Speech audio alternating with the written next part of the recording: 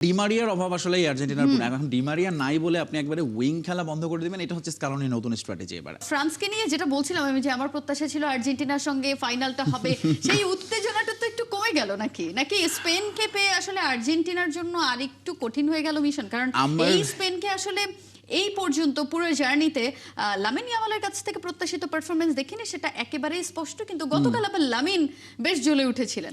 So আর্জেন্টিনার জন্য এইটা আবার একটু ভয়ের কারণ কিনা? কারণ আর্জেন্টিনা প্রত্যেকটা প্রতিপক্ষের সঙ্গেই এবারের ওয়ার্ল্ড কাপে প্রত্যেকটা ম্যাচেই খুব কাঠখড় পুড়িয়ে কিন্তু জিততে হয়েছে। হয় কামব্যাক করেছে, না হয় গোল খেয়ে একেবারে লাস্ট মোমেন্টে গিয়ে নিজেদেরকে ম্যাচে ফিরিয়েছে। এটা তো একটা অশনি সংকেতই দেয় ফাইনালের আগে।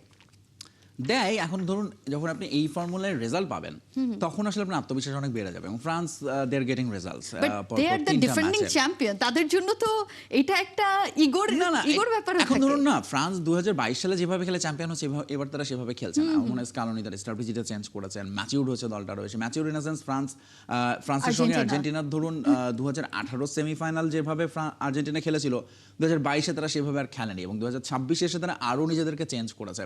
কি চেঞ্জ করেছে আর্জেন্টিনা? এখন আর প্রথমত অল আউট অ্যাটাকে আমরা আর্জেন্টিনাকে আর যেতে দেখি না। ইভেন ম্যাচে পিছিয়ে থাকলেও তারা নিজেদের স্ট্র্যাটেজিতেই ফিক্স থাকে। এবং আর্জেন্টিনা এবার উইং প্লে করছে না। তারা আর্জেন্টিনার সবচেয়ে বড় ঝামেলা, আপনার কাছে আমার এটাই প্রশ্ন ছিল, আর্জেন্টিনার সবচেয়ে বড় ঝামেলা দুই পাশের দুই উইং, যেখানে আসলে যেটা ধরুন যে ডিমারিয়ার অভাব আসলে আর্জেন্টিনার পুরো এখন ডিমারিয়া নাই বলে আপনি একবারে উইং খেলা বন্ধ করে দিবেন, এটা হচ্ছে স্কালোনির নতুন স্ট্র্যাটেজি এবার। And he is getting results from it.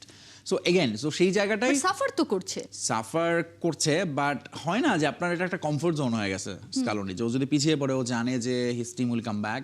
এবং কিন্তু এছাড়াও আপনি দেখেন সে তার প্রথাগত ট্র্যাডিশনাল একাদশের বা লাইন আপের বাইরেও সে যাচ্ছে। এবং এইটা আরেকটা আমার মনে হয় যে তার একটা স্টাবননেস, কারণ সে তার এই টিমে ফিক্স থাকতে চায়। যেমন ধরুন ডিপল পারফর্ম করছে না গত দুটো ম্যাচ, বাট তারপরে সে ডিপলকে দিয়ে হয়তো আজকেও স্টার্ট করাবে।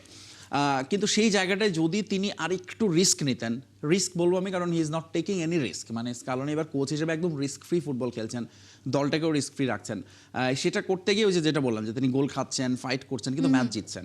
কিন্তু স্পেনের সঙ্গে যদি যায় আর্জেন্টিনা ফাইনালে, তার আগে তো ইংল্যান্ড পড়তে পারে। আমরা আসলে ধরেই নিয়েছি যে আর্জেন্টিনা ফাইনালে যাচ্ছে, বিকজ ইংল্যান্ডের সঙ্গে ম্যাচটা এটা আসলে একটা ফাইনালে। বিকজ এই দুইটা দলের যে হিস্ট্রি, এই দুইটা দলের যে হিস্ট্রি, এবং এখন অলরেডি দেখতেছি যে রেড অ্যালার্ট নাকি জারি করছে USA regarding Argentina England fan. দুদেশের মিডিয়াতে দুদেশের দলের কথাবার্তায় একটু একটু করে আসছে। So this is not going to be just a match, এটা একটা ওয়ারের মতোই হতে যাচ্ছে। কারণ ঘুরে ফিরে আসলে ওই ফকল্যান্ড ওয়ার আসবে, 86 ম্যারাডোনা আসবে, 98 বেকহাম আসবে।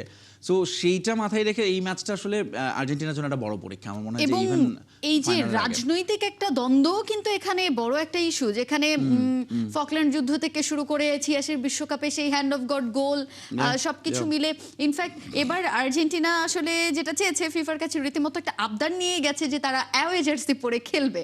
এবং অ্যাওয়ে জার্সি পরে খেলার কারণটা হচ্ছে তারা সেই 86 বিশ্বকাপে যেমন অ্যাওয়ে জার্সি পরে ইংল্যান্ডের বিপক্ষে খেলেছে, এবারও তারা সেটাই চায়।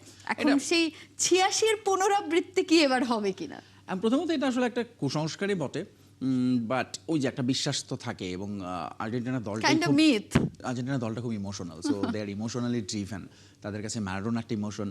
এবং লিওনেল, আপনি যেটা বললেন পুনরাবৃত্তি হবে কিনা, এখন দেখেন লিওনেল মেসি তার ক্যারিয়ারে অলমোস্ট ম্যারাডোনার সবগুলো ফুটস্টেপ সে অনুসরণ করেছে একদম। So that's the only thing was left, যে সে ইংল্যান্ডের সঙ্গে কখনো ফেস করে নাই।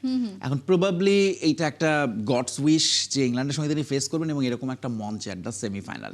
সো এইটা হতে পারে লিওনেল মেসির আইদার হিস্ট্রি, তিনি হয়তো এই ম্যারাডোনার মতো করে রিমেম্বার হবেন এগেনস্ট ইংল্যান্ড, অথবা ধরুন হতে পারে যে লিওনেল মেসির এইখানেই শেষ against England. So probably that's his destiny, who knows.